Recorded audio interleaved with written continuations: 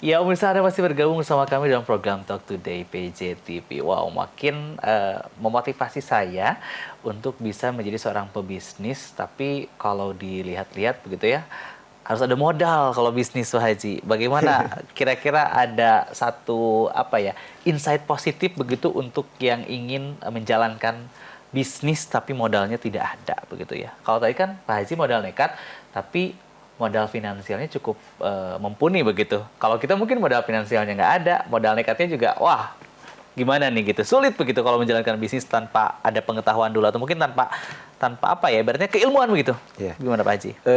Sebenarnya kalau saya boleh berbagi, kadang-kadang kan sekarang yang mau mulai bisnis atau mulai jualan kecil-kecilan suka bingung dengan modal gitu ya. Betul. Saya pernah dapat pelajaran waktu saya dulu kuliah dari dosen saya. Kamu itu harus bisa menjual diri kata. Saya dengar gitu. Jual diri apa ya? Jual diri dalam tanda kutip ya. Artinya mempromosikan diri gitu.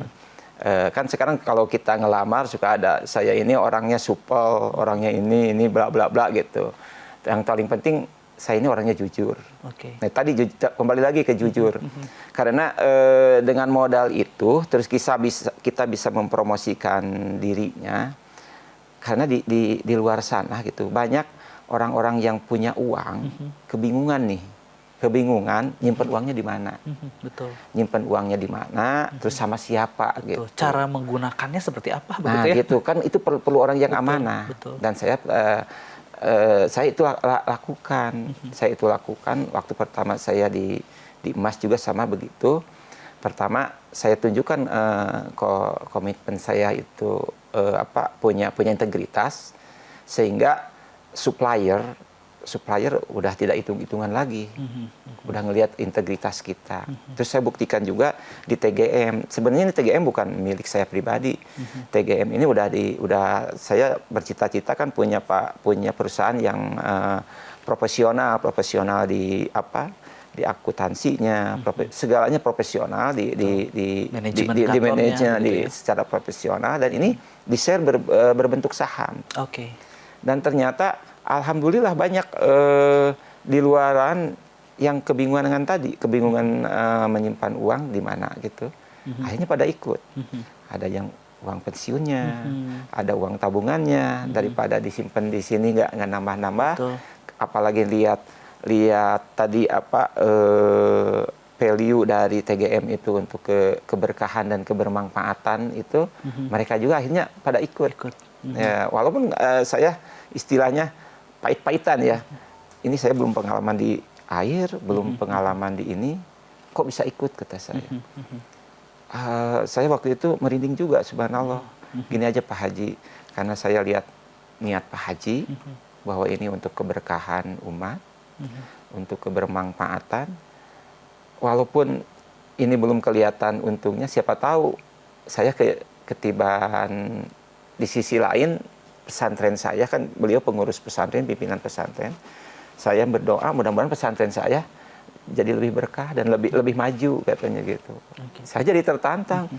Aduh, beliau tanpa melihat profil bisnis saya percaya gitu. Akhirnya saya tertantang untuk lebih concern di TGM, belajar di TGM itu gitu. Ya itu. Makanya ke rekan-rekan atau ke adik-adik saya yang mau mulai bisnis, yaitu peganglah integritas atau kejujuran itu. Betul. Karena bisa aja kan tanpa modal kita ngambil barang orang, kita jualin, kan bisa lama-lama jadi akumulatif, jadi memanfaatkan jaringan. Kan sekarang apalagi sekarang ada online offline, bisa reseller, bisa apa gitu. Ya itulah peluangnya banyak sekarang, lebih banyak justru sekarang. Asal kita punya kemauan, punya niat begitu ya untuk menjalankan bisnis, dan yang paling utama adalah modalnya kejujuran. Kalau uang mungkin bisa cari, kalau modal kejujuran mah harus kita tanamkan. Harus tanamkan. Karena itu harus tidak ujuk-ujuk ya.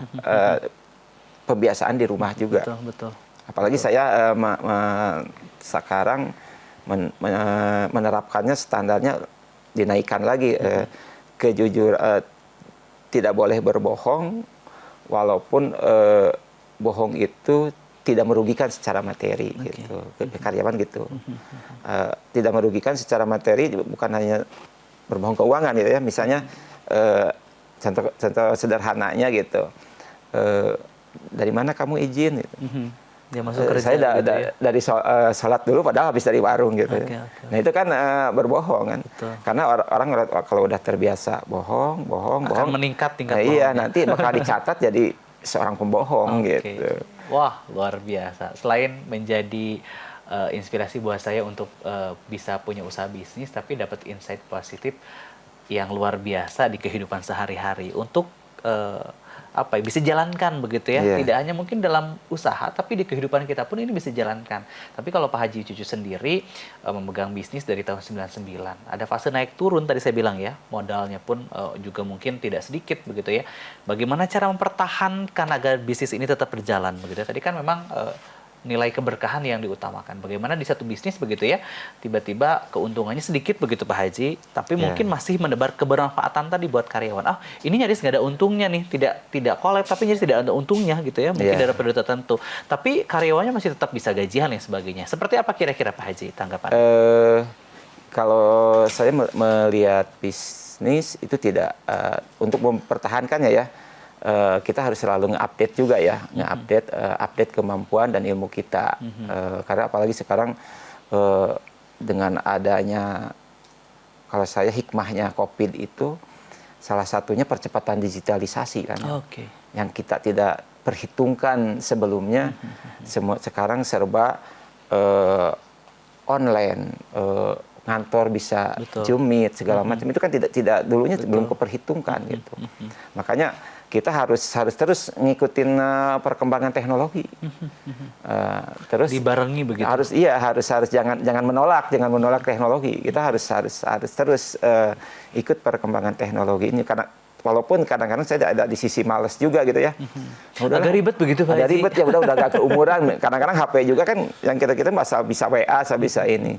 Tapi di sisi lain tuntutan. Betul. Karena sekarang perbankan juga kan udah semua mengalihkan kita mengerjakan sendiri semua produk perbankan di HP kita. Betul.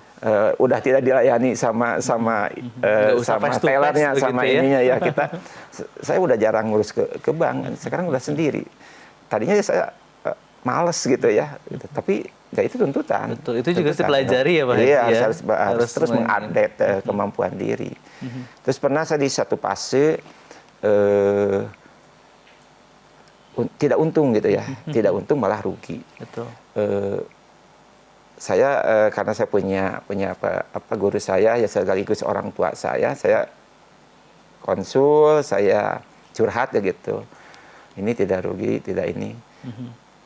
Tapi beliau mengatakan ya kita rugi katanya di dunia, tapi insya Allah untung di akhirat.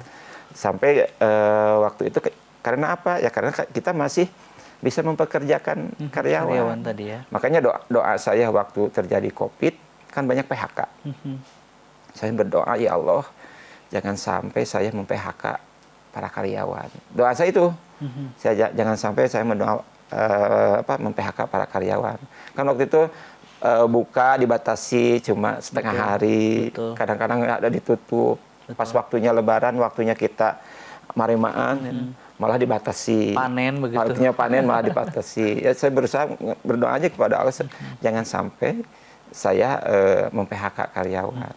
Dan alhamdulillah akhirnya tidak mem-PHK karyawan, malah setelah COVID banyak menambah karyawan gitu. Alhamdulillah. Karena tadi sih nilai-nilai sisi religiusnya tetap dijalankan begitu ya. Visi misinya tidak hanya di sisi keuntungan perusahaan, tapi nilai keberkahan, kebermanfaatan untuk masyarakat utamanya begitu ya, fokusnya ke para karyawan itu lebih dijunjung tinggi dibandingkan dengan nilai hasil usaha yang dijalankan.